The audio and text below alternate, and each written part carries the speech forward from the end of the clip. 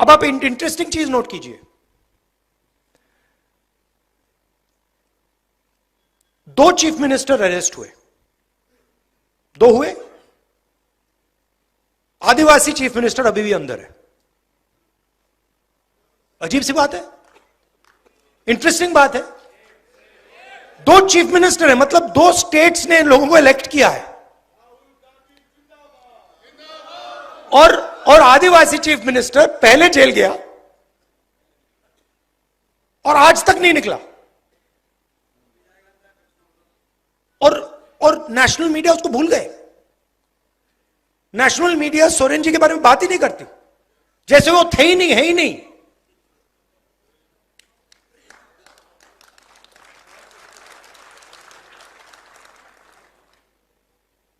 मायावती जी भ्रष्ट हैं, मगर नवीन पटनायक भ्रष्ट नहीं है।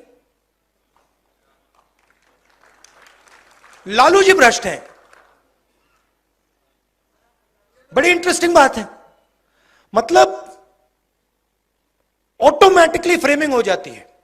कोई ट्राइबल, आदिवासी हो, दलित हो, पिछड़ा हो, उसकी फ्रेमिंग हो जाती है कि ये भैया ये है, और 2 अलग अलग कानून चलते हैं, रूल्स चलते हैं। मैंने कल कहा, Uber driver, truck driver, bus driver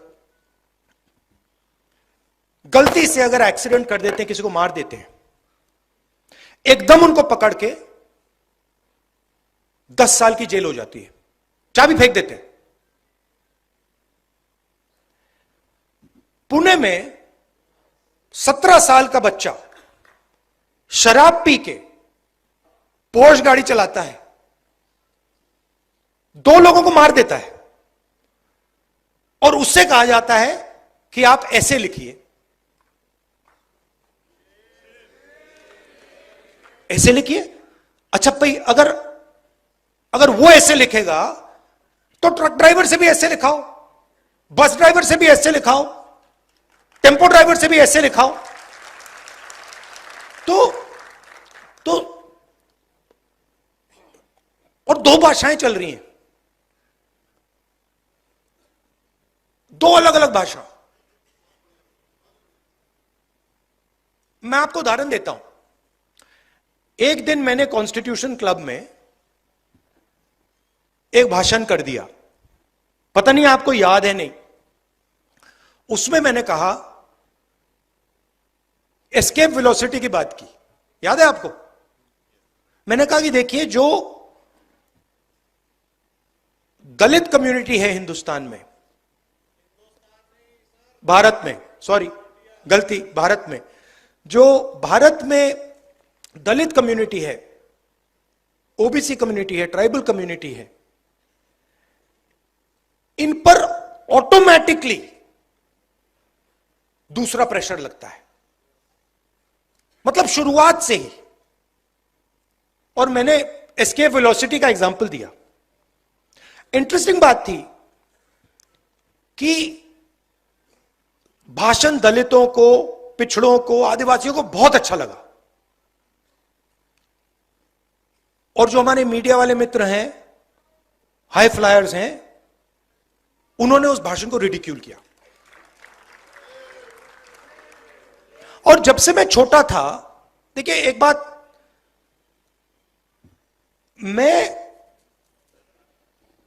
जब से मैं पैदा हुआ हूं,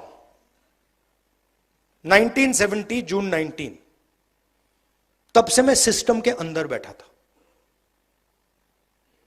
मैं सिस्टम को अंदर से समझता हूं। मुझसे आप सिस्टम नहीं छुपा सकते। कैसे चलता है, किसको फेवर करता है, किस प्रकार से फेवर करता है, किसकी रक्षा करता है, किसको अटैक करता है, यह सब मुझे मालूम है, दिखता है, क्योंकि मैं उसके अंदर से आया हूं। प्राइम मिनिस्टर हाउस में जब दादी प्राइम मिनिस्टर थी तब था, पापा थे, मनमोहन सिंह जी थे, तब भी मैं जाता था, तो मुझे सिस्टम अंदर से मालूम है। और मैं आपको कह रहा हूं, system is aligned against lower castes. मतलब भयंकर तरीके से, भयंकर तरीके से हर लेवल पे। आप कॉर्पोरेट सिस्टम देख लो, मीडिया सिस्टम देख लो, ब्यूरोक्रेसी देख लो, जुडिशरी देख लो, एजुकेशन सिस्टम देख लो, मिलिट्री देख लो, जहां भी आप देखोगे 90% का पार्टिसिपेशन ही नहीं है। और आर्ग्यूमेंट बनाई जाती है, मेरिट की आर्ग्यूमेंट। अब ये कैसे हो सकता है कि 90% के पास मेरिट नहीं है? हो ही नहीं सकता। तो कोई ना कोई कमी तो सिस्टम में है। मैंने पता लगाया, सारे आंकड़े निकाल दिए मैंने। मैं एक दिन आपको दिखाऊंगा, आप मतलब चौंक जाओगे। मीडिया में senior anchors, senior influencers, media owners, senior managers, एक दलित, एक आदिवासी, एक ओबीसी नहीं है। एक नहीं है। मैंने पूरी लिस्ट निकाली, एक नहीं मिला।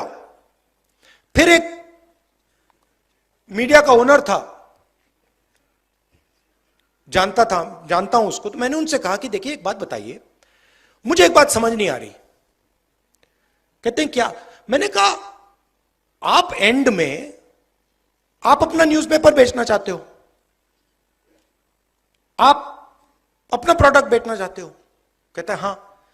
तो मैंने कहा मुझे यह आप समझाओ कि 90% जो लोग हैं उनकी बात आप क्यों नहीं करते हो?